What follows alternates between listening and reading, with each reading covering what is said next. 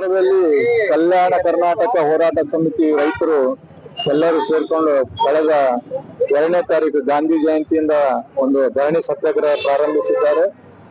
ಈ ಸತ್ಯಾಗ್ರಹದ ಉದ್ದೇಶ ನಮ್ಮ ಭಾಗ ಸಾಕಷ್ಟು ಹೆಚ್ಚಿನ ಮಳೆಯಾಗಿ ರೈತರು ಸಂಕಷ್ಟದಲ್ಲಿದ್ದಾರೆ. ಅದಕ್ಕಾಗಿ ಈ ಒಂದು ಪರಿಹಾರ ಘೋಷಣೆಯನ್ನು ಕಳೆದ ಒಂದು ವಾರದ ಹಿಂದೆ ನಮ್ಮ ರಾಜ್ಯ ಸರ್ಕಾರದ ಮುಖ್ಯಮಂತ್ರಿಗಳು ಬಂದು ಮಾಡಿದ್ದಾರೆ. ಆದ್ರೆ ಅದು ಆ ಘೋಷಣೆ ಸಾಕಾಗಲ್ಲ. NDRF ಪ್ಲಸ್ SDRF ಸೇರಿಸಿ 17,000 ಪರ್ ಹೆಕ್ಟರ್ 17,000ರಿಂದ 18,000 ಆಗುತ್ತೆ ಕೊಡ್ತೀವಂತ ಹೇಳಿದ್ದಾರೆ. ಅದು ಸಾಕಾಗಲ್ಲ.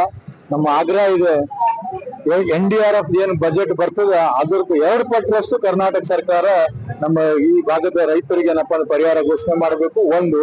ಎರಡನೇದು, ನಮ್ಮ ನ್ಯಾಷನಲ್ ಕೆಲಮಿಟಿ ಪ್ರಕೃತಿ ವಿಕೋಪ ಅಂತ ರಾಷ್ಟ್ರೀಯ ವಿಪತ್ತು ಅಂತ ಘೋಷಣೆ ಮಾಡಿದಾಗ ಮಾತ್ರ ನಮ್ಮ ಭಾಗದ ರೈತರಿಗೆ ಸಹಾಯ ಆಗ್ತದೆ. ರಾಷ್ಟ್ರೀಯ ವಿಪತ್ತು ಅಂತ ಘೋಷಣೆ ಆಗಬೇಕು ಮತ್ತು ಹಸಿ ಬರಗಾಲ ಅಂತ ಘೋಷಣೆ ಆದಾಗ ಮಾತ್ರ ನಿಜವಾಗ್ಲೂ ರೈತರಿಗೆ ಹೆಲ್ಪ್ ಆಗ್ತದೆ.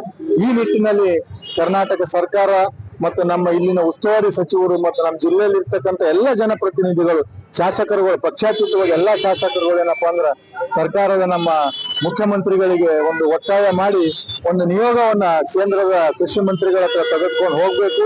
ಈ ಭಾಗ ರೈತರು ಅತ್ಯಂತ ಸಂಕಷ್ಟದಲ್ಲಿದ್ದಾರೆ. ಈಗಾಗಲೇ ನಾವು ಕಲ್ಯಾಣ ಕರ್ನಾಟಕ ಅಭಿವೃದ್ಧಿ ಮಂಡಳಿ ಸಹ ಇದೆ.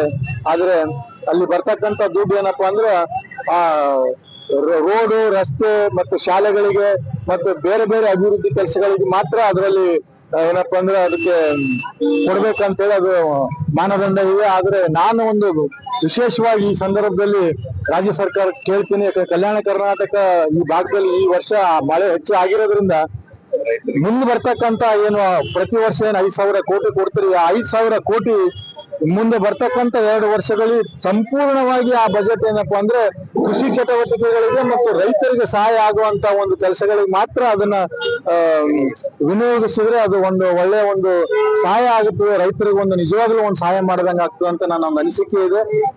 ಅದಕ್ಕೆ ನಾನು ಇನ್ನೊಂದು ಕೊನೆ ಮಾತು ಹೇಳ್ತೇನೆ. ಯಾಕಂದ್ರೆ ಎಲ್ಲರೂ ಈ ಭಾಗದ ಜನಪ್ರತಿನಿಧಿಗಳು ಪಕ್ಷಾತೀತವಾಗಿ ಬಿಜೆಪಿ ಶಾಸಕರಿರಲಿ, ಕಾಂಗ್ರೆಸ್ ಶಾಸಕರಿರಲಿ, ಉಸ್ತುವಾರಿ ಸಚಿವರು ಎಲ್ಲರೂ ಸೇರ್ಕೊಂಡು ಏನಪ್ಪಾ ಅಂದ್ರೆ ಒಂದು ರೈತರ ನಿಯೋಗ ತಮ್ಮ ನೇತೃತ್ವದಲ್ಲಿ ದೆಹಲಿಗೆ ತೆರಳಿ ಕೇಂದ್ರ ಮಂತ್ರಿಗಳಾದಂತ ಶಿವರಾಜ್ ಸಿಂಗ್ ಚೌಹಾಣರು ಅತ್ಯಂತ ಸಮರ್ಥ ಆಡಳಿತಗಾರರಾಗಿದ್ದಾರೆ ಮತ್ತು ಜನಪರ ಕಾಳಜಿ ಇರುವಂತವರು, ರೈತರ ಪರ ಕಾಳಜಿ ಇರುವಂತ ಒಬ್ಬ ನಾಯಕರಿದ್ದಾರೆ.